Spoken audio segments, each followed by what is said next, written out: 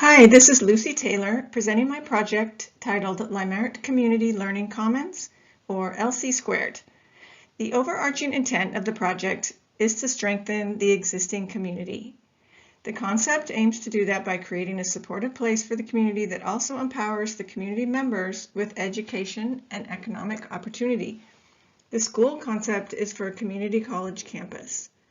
The curriculum, that of community planning and economic development, focuses on the immediate needs of this already active and engaged, yet vulnerable community. Ideally, this concept can empower the community members with education and economic opportunity.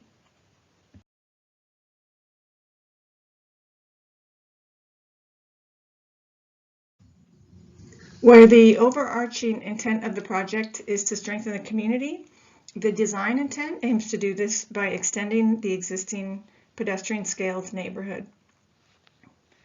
The design concept, one of village typology, is to create an open learning landscape that is sensitively integrated with the historic village. The main building is a larger scale than the typical surrounding buildings. This imbalance is addressed by the row of cottages making up the street-facing portion. These match the existing adjacent historic storefronts in height, width, depth, and roof slope. My initial massing explorations were guided by an emphasis on blurring the lines between the public and the private spaces, making it a welcoming design not just for enrolled students, but for all community members. The intent was to blend the community spaces with the college spaces, in turn blending the curriculum with the community activity. The massing program I chose to explore further was guided by that goal, and I feel it does this by being respectful of what and who this historic neighborhood already is. I want to extend the existing Landmark Park Village through this village typology, so the chosen concept was called a village within a village. This is the first floor plan. The cottages in front connect to the street. The courtyard behind them connects them to the main building and is in essence the town square of the site's village. Together, these elements create a pedestrian street amongst the separate buildings to encourage access from all directions and invite the community to interact with the campus. This is the second floor plan. The centerpiece of the main building, housing the college learning units, is the lobby atrium, an open gathering space, as well as the main entry and the core of the circulation. This central area is open to the full height of the building and reaches out on each level with terraced mezzanines to create varied scale gathering areas intended for social, study, or informal learning use. Enclosed spaces are directly accessible from the mezzanines. The glazed facade of the atrium facilitates a visual connection to the courtyard and street beyond, aiding in navigation and creating a sense of safety through transparency. The placement of the cottages along Degnan Boulevard is intended to be welcoming from the entire street as well as the side street. The cottage at the central entrance is oriented and elevated to accommodate and interact with the large existing street tree. Elevating the cottage creates space for an open patio beneath it, an extension of the intended use of this space as a student-run cafe open to the community. The other cottages are also intended to be used for hybrid school and community use as part of the plan to shape the campus into a collaboration promoting environment. This is the third floor plan. The placement of the cottages along Degnan Boulevard is intended to be welcoming from the entire street as well as the side street. The cottage at the central entrance is oriented and elevated to accommodate and interact with the large existing street tree, a treehouse of sorts. Elevating the cottage creates space for an open patio beneath, an extension of the intended use of this space as a student-run cafe open to the community. The other cottages are also intended to be used for hybrid school community use as part of the plan to share this campus in a collaboration promoting environment for both the students and the community that they are studying.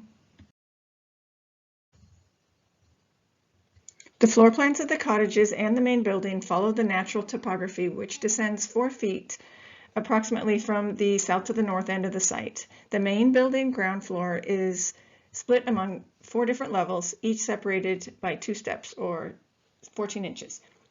The neighboring buildings are shown in the east and west elevations to illustrate the choice of building heights.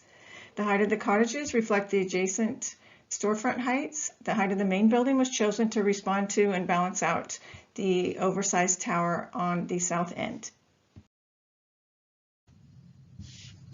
The view into the main building from the street and the courtyard is intended to reveal a dynamic composition of circulation, open space, and multi-use space that is both functional and fun to navigate. The site and buildings are composed in order to create dynamic and maximum circulation.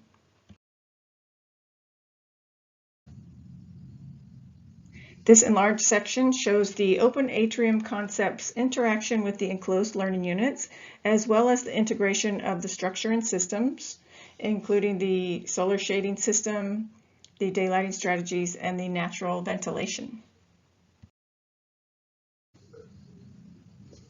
Though I aim to maximize passive strategies for ventilation and climate control, active systems will still be necessary in this hot climate.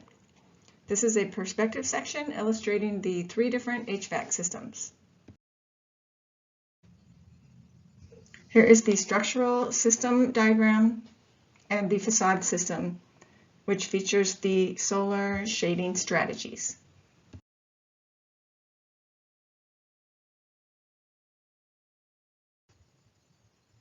Here are exterior perspective views showing site shading with the landscaping that was planned to create maximum shade in the warmer climate, and also the climate appropriate landscaping.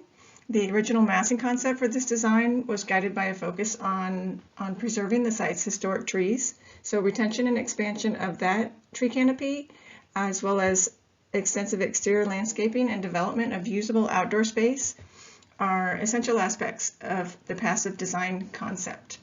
The building arrangement prioritizes access to open space, with most spaces having direct access to outdoor planned green space.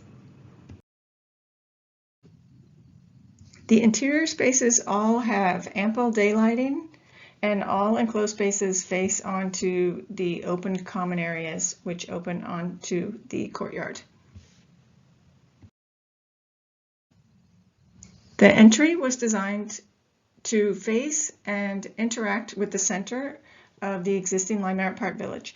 The largest shade tree in the center of the site's frontage is where the entry path start is located. This location offers a view of the main building atrium through the cottages and across the courtyard.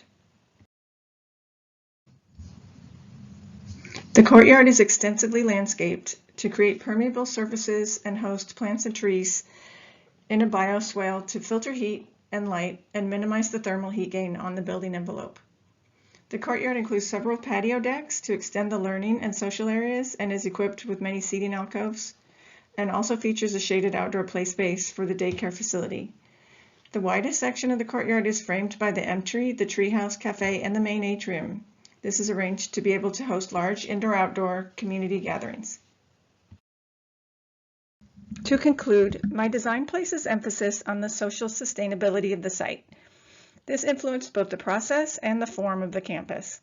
I aimed to practice responsible urban planning and design by integrating public, social, and educational space with the goal of bolstering the surrounding community.